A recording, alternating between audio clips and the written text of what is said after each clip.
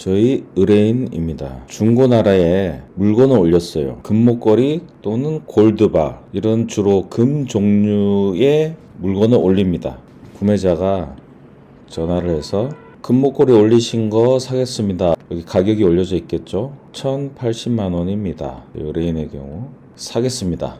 뭐 산다는데 좋죠. 자, 그럼 어떻게 거래할까요? 그러니까 구매자가 뭐라고 하느냐, 돈을 입금할 테니 고속버스 화물로 보내주세요, 이렇게 말을 합니다. 저희 의뢰인 입장에서는 뭐 돈만 들어오면 되니까 그렇게 합시다. 구매자 이름을 예를 들어서 이재미라고 합시다. 의뢰인한테 저 이재미라고 하는 사람인데 1080만 원 입금할 테니 고속버스 화물로 이 금을 보내주세요, 이렇게 합니다. 그리고 실제로 통장에 돈이 들어와요. 1080만 원이. 그리고 보낸 사람 이잼. 그러면 의뢰인 입장에서는 어떻습니까? 돈을 받았으니까 보내야겠죠. 고속버스 번호, 물건을 실어 놓은 상태를 찍은 사진 구매자한테 보냅니다. 그럼 이 금은 구매자한테 갔겠죠. 자, 이 상황이에요. 이 상황. 자, 이 상황에서 갑자기 경찰에서 전화가 옵니다.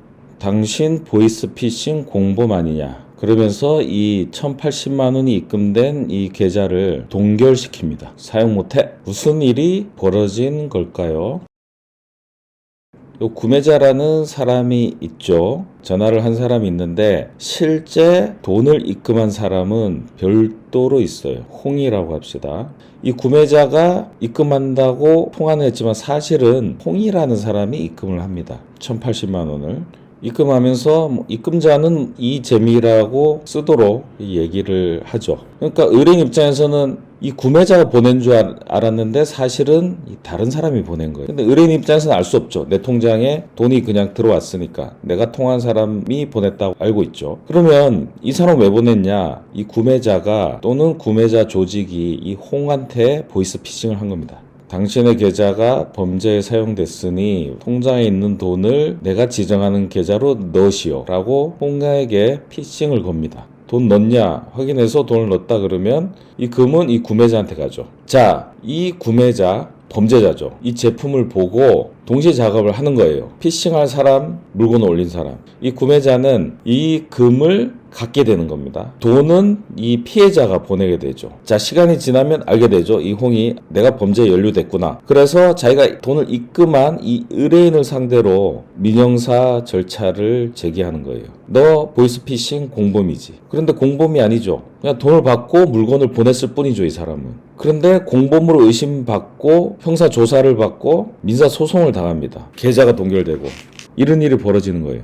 그리고 가장 큰 피해자는 이 사람이죠. 돈을 입금한 사람. 왜냐하면 이런 식으로 돈을 입금했을 때는 이 돈을 찾을 방법이 없어요. 왜냐하면 저희 의뢰인처럼 이렇게 중고나라에 올려서 돈을 받고 보낸 사람한테는 범죄 고의도 없거니와 민사적으로도 부당이득 반환 의무가 없습니다. 범죄 고의가 없는 이상, 그러니까 범죄에 직접 가담하지 않은 이상 의뢰인은 정당한 물건 거래를 한 거예요. 결국 이 돈을 보낸 이 사람만 피해를 보게 됩니다. 이 보이스피싱 조직을 찾아서 법적 조치를 해야 되는데 현실적으로 불가능하죠. 이 사람은 외국에 있을 겁니다.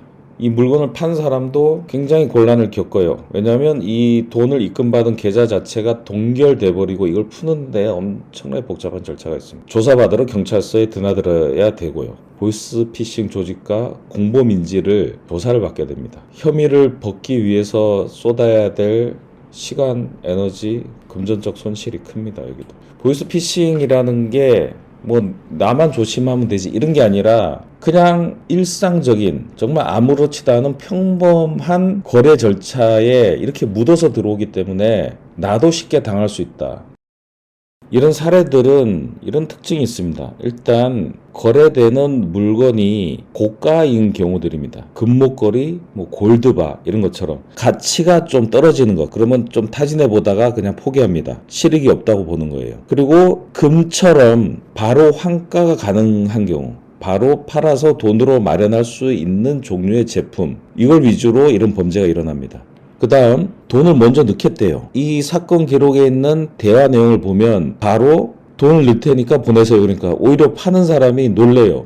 아, 바로 구매한다고요? 바로 돈을 입금한다고요? 오히려 놀랍니다. 그거 되게 이상하잖아요. 실제로 중고거래할 때 어떻습니까? 돈 주는 쪽이 조심스럽죠. 물건을 먼저 받고 돈을 넣어주려는 심리가 강하죠. 그런데 돈부터 선뜻, 그것도 1,000만 원, 2,000만 원 고액을 선뜻 먼저 보내겠다. 이러면 그 자체가 이상한 거죠. 그 다음은 직거래를 회피합니다. 고속버스 화물이나 오토바이 택배로 받아요. 이런 고가의 물건을 받는데 자신은 드러내지 않습니다.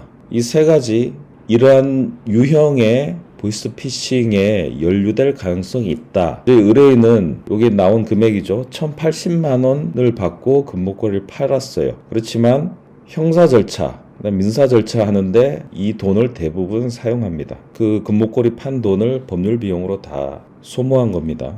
이런 형태의 보이스피싱이 종종 발생하고 여러분도 모르는 사이에 연루될 수 있으니까 이런 경우를 한번 알아두시면 좋을 것 같아서 말씀드려봤습니다.